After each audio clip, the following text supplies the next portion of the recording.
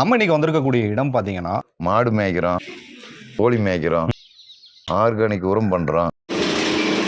இதில் வலிச்சு உள்ள கொட்டினா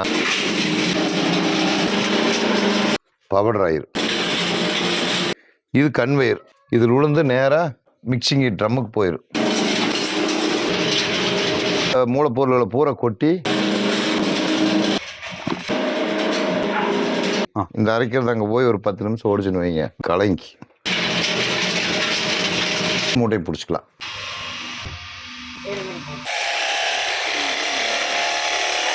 கால்சியம், சிப்ஸம், பிரஸ்மெட்டு, சாம்பல், சாணி, புண்ணாக்கு இடத்துல ஒரு 4 வெரைட்டிஸு. இல்லை பண்ணாரியம்மனது 10 மூட்டைக்கு ஒரு பை போடுறோம். இதில் 3 ரகம் உள்ளுக்குதுங்க. இது ஒரு புண்ணாக்கு, இதுதான் வேப்ப புண்ணாக்கு. இந்த உரம் எது எதுக்கு பயன்படுதுங்க ஐயா? ஆள் விவசாயத்துக்கு இப்படிதான் இருக்கும்.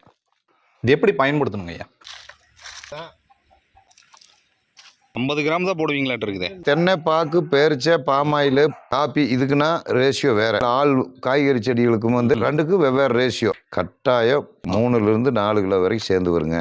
எதுவுமே நம்ம நாலேஜுக்கு பண்ணி பார்த்து போட்டு தான் வெளியவே விடுறோம். அதனாலதான் கொத்து கொத்தா கொலையா தொங்குது. தொங்குது, விற்க முடியாம கிடக்குது. செடிக்கு தகுந்த மாதிரி கொடுக்கணும். அந்த தரத்தை நிறுத்தி கொடுக்கணும். அதுதான் புத்திசாலித்தனம். சார், ஒரு பேக்கா இருந்தாலும் அனுப்புவோம்.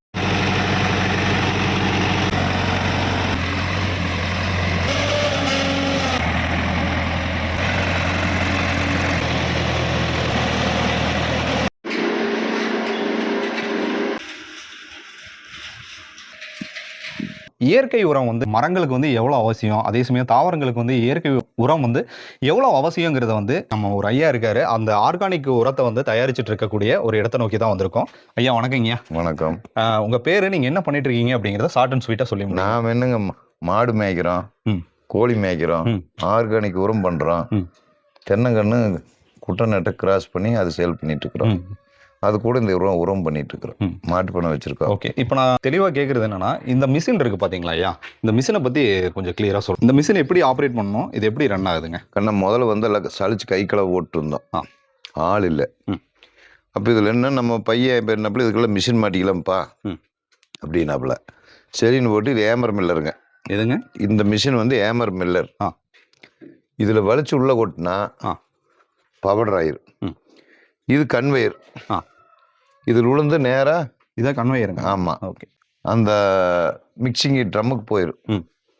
அப்போ அதுக்குள்ளே இந்த மூலப்பொருள்களை பூரா கொட்டி இந்த அரைக்கிறது அங்கே போய் ஒரு 10 நிமிஷம் ஓடிச்சுன்னு வைங்க, நல்லா கலங்கி அப்படியே மூட்டை பிடிச்சிக்கலாம். இதில் இந்த மிஷினுடைய ஸ்பெஷாலிட்டி. என்னென்ன மூலப்பொருட்கள்ங்க? அதில் ஒரு புண்ணாக்காயிட்ட ஒரு 4 ரகம் இருக்குதுங்க. அப்புறம் இதில் கால்சியம், சிப்ஸம், பிரஸ்மெட்டு, சாம்பல்னா ரைஸ் மீன், நெல்லோட உமிச்சாம்பல், அப்புறம் சாணி, இதுக்கு தான். அப்புறம் புண்ணாக்கு இடத்துல ஒரு 4 வெரைட்டிஸு. இந்த மைக்ரோ நியூட்ரியனில் பண்ணாரியம்மனது 10 மூட்டைக்கு ஒரு பை போடுறோம். ஓகே. இது என்னதுங்க? அப்படியே ஒவ்வொன்றா என்னங்கிறது கொஞ்சம் இதுங்களா? இதில் 3 ரகம் உள்ளுக்குதுங்க. சாணி இருக்குதுங்க. இது சாணி. பிரஸ்மெட் இருக்குது, சாம்பல் இருக்குது. இதில் இது இது ஒரு புண்ணாக்கு. இது புண்ணாக்கு. ஓகே. அந்த லைன் வேற புண்ணாக்கு. ஓகே. இது வேற புண்ணாக்கு. அப்புறம் அங்கே வேப்ப புண்ணாக்கு அங்கே அடுக்கி வச்சுக்கிறோம். பார்த்தீங்களா? பார்க்கலாங்களா? பார்க்கலாம் வாங்க. இது என்னங்க அது? எதுங்க இது? சிப்ஸா. இது வேப்ப புண்ணாக்கு. இதுதான் வேப்ப புண்ணாக்கு. ஓகே. ஓகே, அடுத்தது இது எள்ளு புண்ணாக்கு. சரிங்க. இது கொட்டை புண்ணாக்கு. கொட்டை புண்ணாக்கு. ஓகேங்க. இதுக்கெல்லாம் மைக்ரோ நியூட்ரியன். எதுங்க? இது எல்லாமே மைக்ரோ நியூட்ரியன்.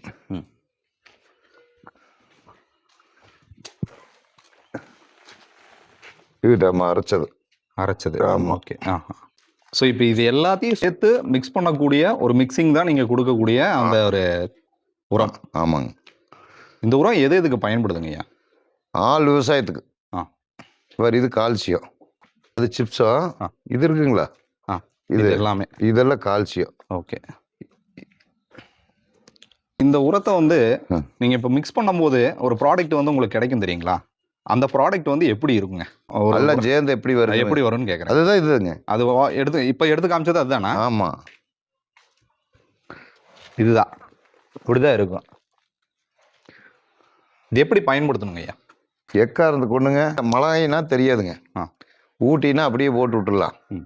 கீழேன்னு வைங்க, இந்த வெயில் காலத்துக்கு கம்பல்சரியாக போட்டு மூடி விடணும். ம். மூடி விட்டா தான் அது 100% எடுக்கு. ஆ. மூடாமல் நீங்கள் அப்படியே மேலே போட்டு தண்ணி கட்டினீங்கன்னா மழை காலத்தில் தான் உங்களுக்கு வந்து எப்படின்னா புரட்டாசி, ஐப்பசி, கார்த்திகை, மார்கழி, தை, மாசி மாதம் தான் இப்படி போட முடியும். இந்த வெயில் காலத்தில் கம்பல்சரியாக மூடணும். மூடாம விட்டா அதில் 50% உள்ள வேலை செய்யும். 50% மேலே ஆவியாக போயிடும். இது எதுக்கு நல்ல உரமாக பயன்படுதுங்க? எல்லாம் அது ஆள் விவசாயத்துக்கு எல்லாத்துக்குமே. தென்னைக்குன்னா தென்னை, பாக்கு, பேரிச்சை, பாமாயில், காப்பி இதுக்குன்னா ரேஷியோ வேறு ஒரு பாயிண்ட் மாறும். சரிங்கய்யா. மற்றது வாழை, காய்கறி செடிகள், காய்கறி செடிகளுக்கும் வந்து ஒரு பாயிண்ட் மாறும். ரெண்டுக்கும் வெவ்வேறு ரேஷியோ. சரக்கெல்லாம் ஒன்றுதான், ரேஷியோ மட்டும் ஒரு பாயிண்ட் மாறுது மைக்ரோ நியூட்ரியன்ல. சரி, அதை எப்படி நம்ம வந்து எடுத்துக்கிறோம்? இப்போ ஒன்றும் இல்லைங்க, ஒரு வாழை விவசாயி வந்து இந்த உரத்தை வாங்கிட்டு போய் அந்த வாழைக்காக அந்த மாலை மரத்துக்கு போடுறாரு. அப்படிங்கும்போது அது இரட்டிப்பாக நமக்கு கிடைக்குங்களா எப்படிங்க? கட்டாயம் 3லேருந்து 4 கிலோ வரைக்கும் சேர்ந்து வருங்க. ஒரு வாழைக்கு 20 ரூபா செலவு பண்ணாங்கன்னா எக்ஸ்ட்ரா வந்து ஒரு 25 ரூபாய்க்கு விற்குதுன்னா 100 ரூபாய்ன்னு வைங்க. ஒரு 20 ரூபா செலவு போக ஒரு 80 ரூபா கிடைக்கும். இதை நீங்கள் பயன்படுத்திருக்கீங்க இல்லைங்களா? எல்லாமே எதுவுமே நம்ம நாலேஜுக்குள்ள பண்ணி பார்த்து போட்டு தான் வெளியவே விடுறோம். பப்பாளிக்கே பூரா அதான் கொடுத்துருக்கேன். அதான் கொடுத்துருக்கீங்க. அதனால தான் கொத்து கொத்தா கொலையா தொங்குது இல்லைங்களா? விற்க முடியாமல் கிடக்குது. இப்போ இந்த மிஷினை வந்து நீங்கள் எங்கே வாங்குனீங்க, எப்படி பயன்படுத்துறீங்க? அண்ணா இருக்கும் கோயம்புத்தூர் 2-3 இடத்துல வாங்கினேன். இப்போ உங்களுக்கு ரன் ஆகும்போது 3 மிஷின் அட்டன் டைமில் ஓடணும். மிக்சிங் மிஷினும் ஓடணும், கன்வேயரும் ஓடணும், ஏமர் மில்லரும் ஓடணும். சரிங்க. அங்கே கொட்டினா அதை அரைச்சி உள்ள புண்ணாக்கு இடத்துல கொட்டி விட்டு எல்லாமே கலங்கினது கடைசியில் மூட்டையை பிடிச்சிக்கலாம். இது எங்கெங்க நீங்கள் வந்து ஏற்றுமதி பண்ணிட்டு இருக்கீங்க வெளிநாடு? ஒன்லி கம்போடியாவுக்கு மட்டும் அரைச்சி கொடுத்துட்டு இருக்கிறேன். அங்கேயும் மட்டும்தான் போகுது, வேற எங்கேயும் போகிறது. ஓகே. இப்போ லோக்கலில் நீங்கள் வந்து தேவைப்படுறவங்களுக்கு லோக்கல் நிறைய போகுது. எவ்வளோ கிலோ பேக் வந்து கொடுத்துருக்கீங்க? 50 அங்கே வச்சிருக்குதுங்களா? பாட்டலாங்களா? 50 கிலோ பேக். இது வந்து 50 கிலோ பேக் இல்லைங்களா? ஓகே. இந்த பேக் வந்து என்ன விலை வந்து நிர்ணயம் பண்ணியிருக்கீங்க? ஏன்னா எம்ஆர்பி வந்து 2490 போட்டிருக்குது. இப்போதைக்கு வந்து இன்றைய நிலவரத்துக்கு இப்போதைக்கு 1500 1500 கொடுத்துட்டு இருக்கீங்க. நிலவரம் மாறும் கட்டாயம். உங்களுக்கு வாடகை மாறிச்சுன்னா மாறும், பொருள் வாடகை மாறி பொருள் விலை ஏறிச்சுன்னா மாறும். நான் சொல்லி கொடுக்குறதா இல்லை. இப்போத்த நிலவரம் இப்படி, நாளைக்கு அடுத்து இது போயானே என்னென்ன விலைங்கிறது எனக்கே தெரியாது அப்படின்னு சொல்லிட்டு இருக்கேன். என்னென்ன விவசாயிகளுக்கு வந்து இந்த நீங்க எல்லா விவசாயத்துக்கும் பயன்படுத்தலாம்னு சொல்லி எல்லா விவசாயத்துக்கும் பயன்படுத்திக்கலாம்னு சொல்லிட்டீங்க. அதனுடைய மகசூல் வந்து இரட்டிப்பா கிடைக்குங்கிறதையும் நீங்க கட்டாயம் 100% இரட்டிப்பா கிடைக்கும். அதுக்கு உத்தரவாதம் கொடுக்கலாம். எங்க கூட தொடர்புலயே இருக்கணும். கண்டிப்பா. எவ்வளவு எடுத்து பயன்படுத்தணுங்கிற அந்த அளவு ஏதாவது அளவு வந்துங்க, வாழைனா செவ்வாழைக்கு 1 கிலோ கொடுக்கணும். குண்டால்னா குண்டாலுக்கு 1 கிலோ கொடுக்கணும். சரிங்க. 1/2 கிலோ கொடுத்தாலே போதும். அவங்க வேற தனி இது கொடுத்தாங்கன்னா 1 கிலோ கொடுக்கணும். வேறெல்லாம் போட்டுக்கு இது கொடுத்தாங்கன்னா 1/2 கிலோ போதும். இப்போ தென்னை மரம்னா 5 கிலோ காப்பு மரத்துக்கு. அதே ஒரு 15-20 வருஷத்து மரமாக இருந்ததுன்னா வருஷத்துக்கு ஒருக்கா கம்பல்சரியாக 10 கிலோ கொடுத்தா தான் வேலை செய்யும். வருஷத்துக்கு ஒரு தடவை ஒரு மரத்துக்கு 10 கிலோ. 10 கிலோ. காய்கறி காய்கறி செடிங்கன்னா ஒரு தக்காளி செடிக்கு ஒரு 50 கிராம். சும்மா அப்படி 50 கிராம். 50 கிராம் போதும். ஆமாம். கத்திரி செடி வந்து காய் நின்று காய்க்கிறது 100 கிராம் கொடுக்கணும். புடல் இதுகளுக்கெல்லாம் 50 கிராம் கொடுத்தா போதும். மிளகாய்க்கு 100 கிராம் கொடுக்கணும். ஒவ்வொரு செடியினுடைய வீரியத்தன்மை இருக்குதுங்க. ஆமாங்க. அந்த வீரியத்தன்மைக்கு தகுந்த மாதிரி நம்ம கொடுத்தா தான் வேலை செய்யும். இப்போ நான் மம்டி எடுத்து வேலை செய்கிறேன், நான் எத்தனாலும் சேர் நிற்கும். அப்படி உங்களுக்கு மம்டி எடுத்து வேலை செய்யறதில்ல, நீங்கள் சாப்பிட்டா சேர் நிற்காது. அந்த மாதிரி செடிக்கு தகுந்த மாதிரி கொடுக்கணும். அளவு நிர்ணயம் இருக்கு. அது நீங்கள் வந்து பேம்ப்ளெட் ஏதாவது கொடுப்பீங்களா? இவ்வளோதான் பயன்படுத்த அந்த அளவுக்கு ஒன்று போலைங்க. விவசாயி நம்ம என்ன சொல்கிறோமோ நம்மளை கேட்டு செய்யறாங்க. சரி, இந்த உரம் வந்து விவசாயிகளின் உற்ற நண்பன்னு சொல்லலாங்களா? தாராளமாக சொல்லலாம். இது யூஸ் பண்ணி பார்த்துட்டாங்கன்னா ரெண்டாவது திரும்பி ரிட்டர்ன் இங்கே வராமல் இருக்கவே முடியாது. இது எங்கேயும் கிடைக்காது, நம்ம கிட்ட மட்டும் தான் கிடைக்கும். செய்யலாமுங்க, தரமாக நின்று செய்யணும்ல. இன்னைக்கு நிறையா பேர் இருக்குதுங்க, பேர்பட்ட கம்பெனி. இன்னைக்கு டிஏபி ஸ்பிக்கா அதுக்குன்னு ஒரு பேர் இருக்குது. 30 வருஷத்துக்கு முன்னால் அந்த ஸ்பிக் மாதிரி இன்னைக்கு எங்கே இருக்குது? அந்த தரத்தை நிறுத்தி கொடுக்கணும். அதுதான் புத்திசாலித்தனம். சரி, இந்த உரத்தை வந்து வாங்கணும் அப்படிங்கிறாங்க. இப்போ எத்தனை பேக்காக இருந்தால் நீங்கள் அனுப்புவீங்க? சார், ஒரு பேக்காக இருந்தாலும் அனுப்புவீங்க. இப்போ ஒரு பேக் நீங்கள் சேலத்துலேருந்து கேட்குறீங்க, இந்த ஒன்றை கொண்டு நாங்கள் கோயம்புத்தூர் போக முடியாது. ஒரு 4-5 பேர்த்துக்கு சேர்ந்ததுக்கு கடைசியில் போனால் அப்படியே ஒரே செலவாக போட்டு விட்டு வந்துடுவோம். பணத்தை அனுப்பிச்சிட்டிங்கன்னா உங்களுக்கு ஒரு வாரத்துக்குள்ளே இப்போ பேங்க் மேனேஜர் அந்த அம்மா வேணுமுனுது கரெக்டாக அந்த அம்மா கூப்பிட்ற அன்னைக்கு எங்களுக்கு வண்டி போகுது, கையோட போட்டு விட்டோம். அப்போ நம்மளுக்கு அந்த அம்மா அக்கௌண்ட் பண்ண அனுப்பிச்சிருச்சு. உங்கள் அக்கௌண்ட்லேயே கட்டிடணும் போட்டு பேங்க்கில் கட்டிடுச்சு. அந்த மாதிரி போகிற நேரத்துக்கு நீங்கள் கூப்பிட்றீங்க, கரெக்டு. நீங்கள் திடீர்னு கூப்பிட்டு வேணும்னா வேலைக்கு ஆகாது. சார் ஒரு வாரம் போருங்க, இப்போ ஒரு 10 மூட்டை கொண்டு கோயம்புத்தூர் போனால் எனக்கு ஒரு 5000 காசு வரும். கொண்டு போய் போட்டு வருவேன். எனக்கு ஒரு 500 ரூபா செலவாகுதுல ஒன்றும் தெரியாது. வண்டி இப்படி நகுத்துனா 500 ரூபா செலவாக கோயம்புத்தூர் போயிட்டு வந்தான். டீசலோடையே போதுங்க. ஒரு ஆள் போகணும். இந்த சாக்கு இருக்குதுங்களா, இந்த சாக்கை வந்து டைரெக்டாக போட முடியாது. ஒன்னொரு சாக்குள்ளே போட்டு மேலே தான் அட்ரஸ் எழுதி அனுப்பணும். அந்த சாக்கு 10 ரூபா கொடுத்து வாங்கி வச்சிருக்கேன். சரிங்க. இந்த உரத்தை வந்து கட்டாயம் பயன்படுத்திக்கலாம் எல்லா விவசாயிகளும். ஆள் விவசாயத்துக்கு இதனால பாதிப்பு கிடையாது. அதுதான் கேட்குறேங்க. இப்போ எந்த பாதிப்பும் கிடையாது. எந்த பாதிப்பும் கிடையாது. ஐயா, இதுக்கு ஏதாவது அரசாங்க அப்ரூவ்டு ஏதாவது இருக்குங்களா ஐயா?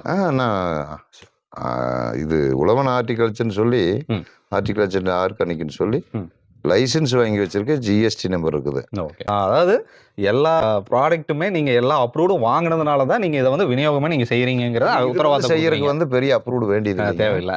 இதே நீங்க ரசாயனம் போட்டீங்கன்னா கட்டாயம் அப்ரூவ்டு இயற்கை உரம் ஒவ்வொன்றுக்கும் வாங்கணும். ஒவ்வொரு நாம என்னென்ன கண்டென்ட் உள்ள போடுறோமோ ஒவ்வொரு இதுக்குமே, இப்போ யூரியாவா யூரியா, காம்ப்ளஸ் இப்படி ஒவ்வொன்றுக்கும் நம்ம அப்ரூவ்டு வாங்கணும். இதுக்கு இதை பொறுத்தளவு அது இல்லை. அது இயற்கை உரங்கிறனால இதுக்கு அந்த அளவுக்கு ஒரு அப்ரூவ்டு இல்லைங்கிறீங்க. ஏன் இறுதியாக ஒரு தடவை இதில் என்னென்ன மிக்ஸ் பண்ணுறீங்க அப்படிங்கிறத ஃபைனலாக சொல்லிடுங்க. இதில் என்னங்க, புண்ணாக்காயிட்டு 4, கால்சியம், சிப்ஸா, இந்த பிரசமெட்டு, சாணி, ரைஸ் மில், சாம்பல், மைக்ரோ நியூட்ரியன், அதில் 10 விதமானது இருக்குதுங்க. இதுதான், வேற ஒன்றும் கிடையாது. பெரிய ஒரு அறிவித்தையே கிடையாது. ஓகே. இதை அரைச்சு நீங்கள் ஒரு பேக் பண்ணி நீங்கள் கொடுக்குறோம், அவ்வளோதான். ஐயா, நம்மளுடைய கான்டாக்ட் நம்பர் கொஞ்சம் சொல்லிடுங்க ஐயா. 63 851 37 116 900 39 45 255 2 நம்பரும். ஓகே. இயற்கை விவசாயி செல்வராஜ் ஐயானே சொல்லலாங்களா? தாராளமாக சொல்லுங்க, ஒன்றும் தப்பே இல்லை. ஓகே. நம்ம இயற்கை விவசாயியான செல்வராஜ் ஐயா வந்து சந்திச்சதில் ரொம்ப மகிழ்ச்சி அடைகிறேங்க. ஏன்னா ஆர்கானிக் வந்துட்டு உரம் வந்து எல்லா இடத்துலையும் நமக்கு கிடைக்கிறது இல்லை. இவர் வந்து அஷ்யூரன்ஸாக கொடுக்குறாரு. நீங்கள் ஒரு உரத்தை நீங்கள் பயன்படுத்தினீங்கன்னா அதோடைய மகசூல் இரட்டிப்பாக உங்களுக்கு ஆகும் அப்படிங்கிறத இவர் வந்து உறுதி செய்கிறாரு. தேவைப்படுறவங்க இவருடைய கான்டாக்ட் நம்பர் நான் வந்து உங்களுக்கு ஷோ பண்ணுறேன். அதே சமயம் டிஸ்கிரிப்ஷன்லேயும் கொடுக்குறேன், அணுகுங்க. ஐயா, ரொம்ப நன்றிங்க ஐயா. அடுத்தடுத்த காணொலி வழியாக நீங்கள் என்ன சந்திக்கணும்னு விருப்பப்பட்டீங்கன்னா சிவாரம் டிவி இன்ஸ்டா பேஜையும் சிவாரம் டிவியும் தொடர்ந்து பாருங்கள். டில் தென் பை ஃப்ரம் உங்கள் சிவா. நன்றி, வணக்கம்.